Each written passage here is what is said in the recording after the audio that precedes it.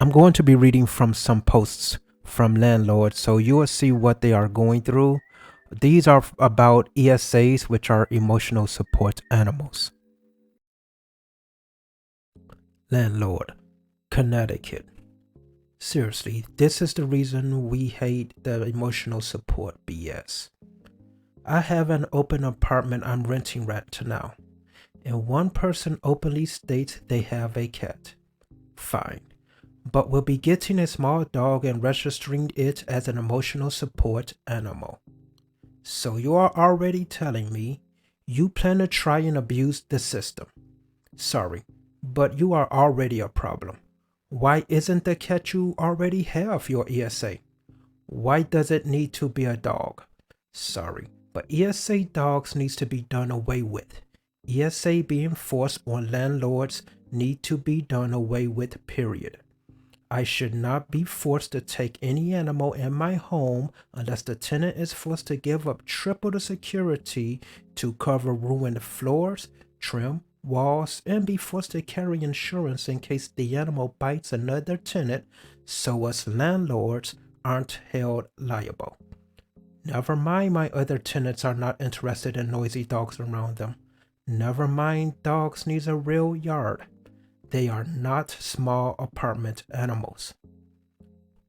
I swear, landlords should be able to get written letters from their tenants stating the types of people they prefer animals, kids or no kids, noise, etc.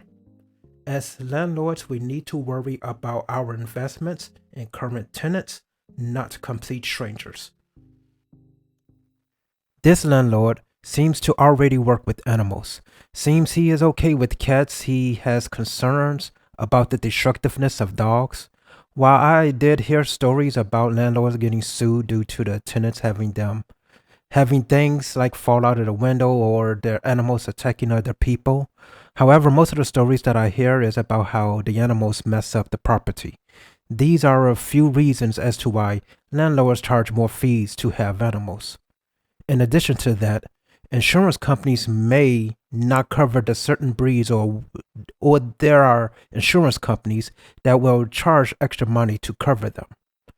If you want to be a landlord, this is something else you are going to have to consider when setting up the rent cost.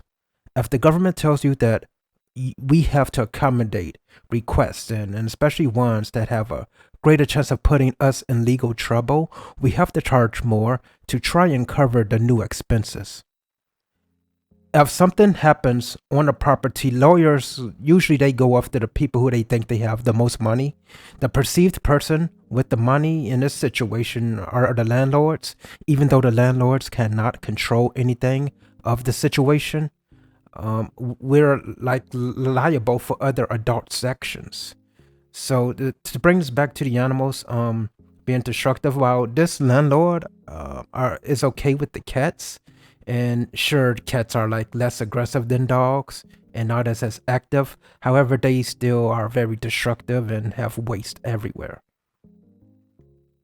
Now, this guy's last statement, I can totally agree with. He states how he states how he would like to get input from his current tenant and who they won't. Now, for most businesses, they like to keep their current customers happy. One thing that landlords should be able to do is to take in the input of their current tenants to make them happy. Like for me, I liked my first tenant and wanted to keep her. When I was going to get a second tenant, I asked her if she wants to meet with anybody that applies. Uh, um, I don't know the people that are applying, but I know the tenant in which I currently have that is paying monthly and on time.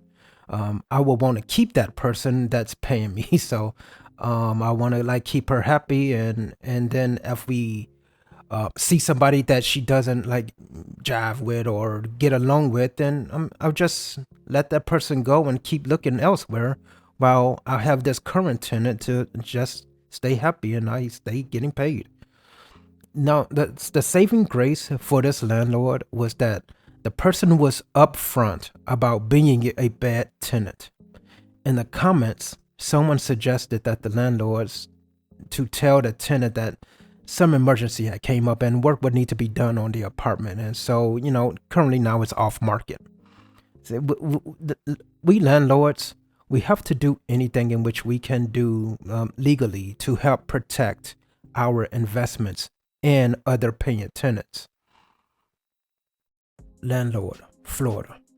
I am no longer signing 1-year leases because of ESAs. This has happened to me twice.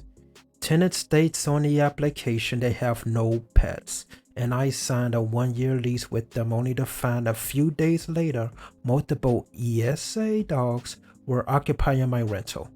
I was pretty much stuck with them. Now I am only signing month-to-month leases I can terminate with notice anytime without cause. My new leases have a time and tenancy clause that states that if they terminate the lease within 180 days, they need to pay me the equivalent of 2 months of rent, and if they terminate the lease between 180 days and 365 days, they need to pay me the equivalent of 1 month's rent. I don't know if this will hold up in court, but I am sick and tired of being a victim of the tenant's deceit. From now on, if you tell me you have no pets and then show up with an ESA, I will terminate the lease without cause after proper notice is given. Edit. I am not discriminating against people with disabilities. I'm discriminating against people that put false information on the rental application. Also, I am not discriminating against people with ESAs. More than half of my tenants have pets. This second post, the landlord was being very petty with these tendencies. The person had been burnt twice and is just very jaded now. This person needs to just do the month to month and let the people go. Trying to attack tenants to get more from them just because of previous tenants is petty, and it's not going to solve any problem whatsoever. In fact, it could possibly cause even more problems for the person. The landlord already thinks the month to month is a good thing, and where it can let someone go at the end of the tenancy, which is, just 1 month. Then there's no need to try and do anything despiteful.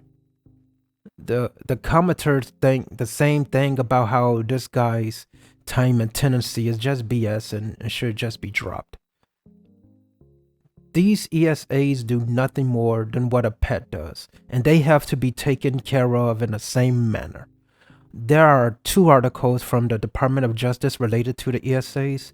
This one from Northern District of Georgia, you will see that the U.S. Attorney called these ESAs pets. In this agreement, you will also see that the landlord has to pay out $35,000. When renting, you have to set aside money for these types of lawsuits that only is set out to destroy the landlord. This other article from Philadelphia, here you see the condo association tried to cover themselves by wanting the pet owners to obtain an insurance policy where the association was a member of the insurance as well. This should help for all these payouts when the pets do what they normally do.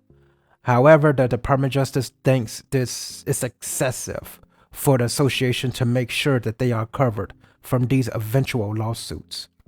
Having seen a video from The Guardian about some of the exotic ESAs, I don't see the difference between a pet and an ESA. They are fed, cleaned, and cuddled. One of these people read off the doctor's note, and it just stated whatever the pet owner wanted. The note was stating something similar to the animal calms the person down. Like there was no proof of that except for whatever the owner has said. Science is like out of the door with this stuff. If what these ESAs are doing is just cuddling and making cute noises, then just get a stuffed animal. You could do the same thing without feeding and cleaning it.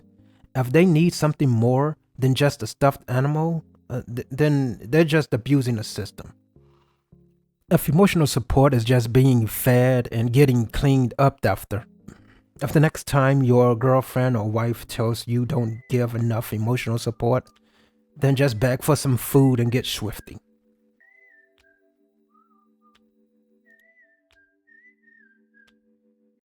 We gotta get swifty. Oh yeah. Take off your pants and your panties. Shit on the floor. Time to get swifty in here. Gotta shit on the floor. I'm Mr. Bulldog.